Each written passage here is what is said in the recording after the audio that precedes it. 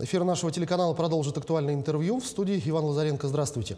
Северный форум является уникальной площадкой для диалога между странами и регионами для улучшения качества жизни на севере, поддержки устойчивого развития северных и арктических территорий, а также инициатив в сфере социально-экономического сотрудничества между северными регионами. Сегодня Якутия имеет своих представителей во всех рабочих группах Северного форума, которые осуществляют крупные международные и общероссийские проекты. Об этом и не только мы поговорим с нашим гостем. Это Владимир Васильев, исполнительный директор международной организации северных регионов «Северный форум».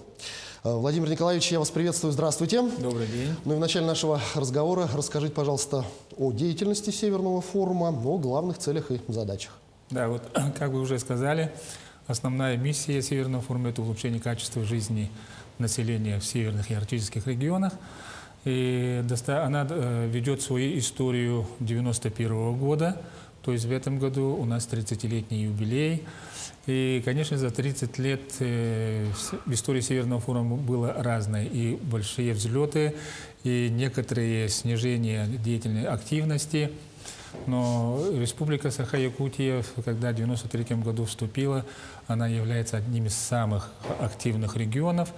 И дважды председательствовала в Северном форуме. И этот момент я хотел бы особо подчеркнуть, потому что первый раз с 1997 по 2001 год республика возглавляла Северный форум в самый рассвет, когда 25 регионов из 11 стран входили в Северный форум. И с 2011 года по 2015 год, когда Северный форум, наоборот, находился в кризисной ситуации. И речь шла о восстановлении всей деятельности организации.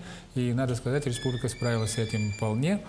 И сейчас у нас 13 регионов из 5 стран. Идет динамический рост деятельности, но спектр деятельности Северного форума очень широкий. Он занимается практически всеми теми видами, которые интересуют регионы. По части совместной работы, сотрудничества. То есть, если каким-то регионам хочется вместе поработать по развитию телемедицины или по развитию транспортной инфраструктуры, или по авиации, по экологии, тут Северный форум предоставляет площадку, находит нужных экспертов и помогает наладить конструктивный и очень эффективный диалог между регионами. Вот если совсем вкратце, вот так. Но вот вы сказали, что уже 30 лет существует Северный форум. Какие основные вехи, какие взлеты, может быть, или, к сожалению, какие-то падения можно отметить за этот 30-летний срок? Да, конечно же, 90-е годы, от 91-го до начала этого века был самый рассвет, когда регионы узнавали друг друга, стремились навстречу друг другу и пытались найти точки соприкосновения, вот этот самый активный период.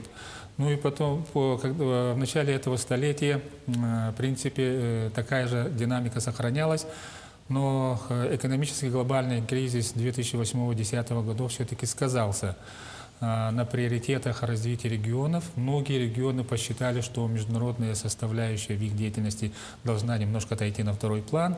Они занялись решением своих внутренних проблем. И, соответственно, количество членов начало быстро убывать.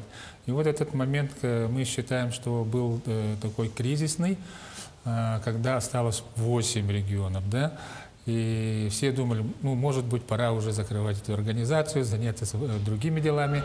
Но в Республике Саха-Якутия посчитали по-другому. Егор Афанасьевич тогда был главой республики, он принял решение, что мы готовы возглавить и восстановить весь спектр деятельности. И сейчас, как я уже сказал, 13 регионов и развитие динамичное. Если говорить о крупных проектах, то вот, например, мы все сейчас привычно наблюдаем за кросс-полярными авиаперелетами из стран Азии, страны Северной Америки. Но все эти работы, переговоры начинались в рамках Северного форума. Для инициации этих переговоров Северный форум в 1994 году организовал крупный циркумполярный авиаперелет с участием и представителей авиакомпаний, деловых кругов, глав регионов и так далее. Вот. Или взять телемедицину. В 2003 году Северный форум помог Арктическому совету организовать крупную конференцию по технологиям арктическим в Исландии. где было принято решение, что в регионах надо быстрыми темпами развивать сеть телемедицины. И тогда вот в регионах начали появляться государственные программы развития телемедицины, и мы сейчас с удовольствием пользуемся всем этим потенциалом. Ну и, конечно же, вопросы экологии, сохранения редких видов, воспитание молодежи, профилактика различных видов зависимостей. Вот это только немногие примеры, которые можно в рамках маленького интервью, наверное, обозначить. В конце апреля, 28 и 29 числа, по-моему, в Нарьян-Маре состоялась 14-я Генеральная Ассамблея Северного форума. Расскажите, кто принимал участие, какие вопросы были затронуты. Да, это главное событие Северного форума, и мы стараемся посвятить каждую Генеральную Ассамблею определенной тематике. 20 мая этого года Россия получит председательство в Арктическом совете. Северный форум с самого начала создания Арктического совета является наблюдателем и очень активным. И, соответственно, мы посвятили нашу Генеральную Ассамблею, как мы можем поддержать Россию в реализации очень амбициозной программы председательства. И, конечно же, очень отрадно, что наши все регионы, деловые круги, ученые, эксперты в достаточно большом количестве приняли участие. Конечно же, в связи с пандемией ассамблея прошла также в гибридном формате. Очных участников было немного, в основном все были онлайн. Да? Вот. И, конечно, приняли Нарьян-Марскую декларацию, как традиционно. В то же время приняли специальную резолюцию о поддержке российского председательства в Арктическом совете. Ну и, конечно, мы много сейчас работаем, начиная с прошлого года, над совершенствованием структуры Северного форума. Появились новые компоненты. Появилось понятие посла доброй воли Северного форума. Мы на Ассамблее создали молодежное крыло. Он называется «Молодежный Северный форум». Ребята очень активно взялись в прошлом году за создание этого форума. И мы очень рады, что они просто самостоятельно двигают очень широко. И надо сказать, что сейчас в Арктике ширится молодежное движение, и мы оказались в числе первых. И это очень радует. То есть мы будем активными участниками и взрастим новых лидеров, как скажем, Арктики. Да? Вот. Ну и финансовый инструмент необходимо создать. Речь идет о создании фонда Северного форума. То есть вот много новшеств, поэтому и надо устав и регламент работы немножко поменять. Была принята стратегия развития Северного форума, а на Ассамблее мы приняли план реализации этой стратегии. То есть вот, документы, обеспечивающие динамичное развитие на ближайшие 3-5 лет, приняты. Вот как раз-таки о ближайшем времени хотел спросить. Россия с 2021 по 2023 год является председателем в Арктическом совете. Скажите, каким образом Северный форум участвует в этих мероприятиях в рамках этого председательства? Да, программа председательства, она очень большая. Больше 80 мероприятий уже в план включены. И с прошлой осени мы очень активно работали с Арктическим советом, старшим должностным лицом Российской Федерации Николаем Викторовичем Корчуновым, Министерством по развитию Дальнего Востока и Арктики и другими ключевыми федеральными структурами и деловым сообществом. В итоге нам доверено проведение крупных форумов. Это Арктический форум по устойчивости, Арктический энергетический саммит. Вместе с Торгово-промышленной палатой России проведем первую конференцию торгово-промышленных палат и бизнес-ассоциаций северных арктических регионов. Молодежь организует первый молодежный стартап-форум инновационный. Ну и, конечно, даже вот такие вещи, как бренд «Сделано в Арктике». Министерство иностранных дел России нам предлагает создать такой международный бренд.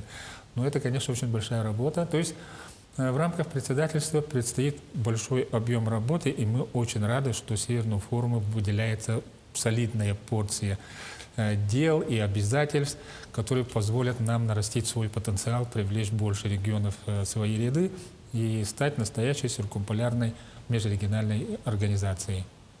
Вот что касается непосредственно мероприятий, скажите, в этом году, в самое ближайшее время, что запланировано под руководством или с участием Северного форума? Ну, в этом году, вот с января месяца, мы онлайн-режиме начали бизнес-диалоги. Он называется «Арктические бизнес-диалоги». ежемесячно проходит совершенно бесплатно. Это для всех заинтересованных сторон, я бы хотел отметить. Каждый может обратиться к нам в секретариат и подключиться к этим консультациям, встречам, потому что участников со всех арктических стран, стран Азии и самые разные темы.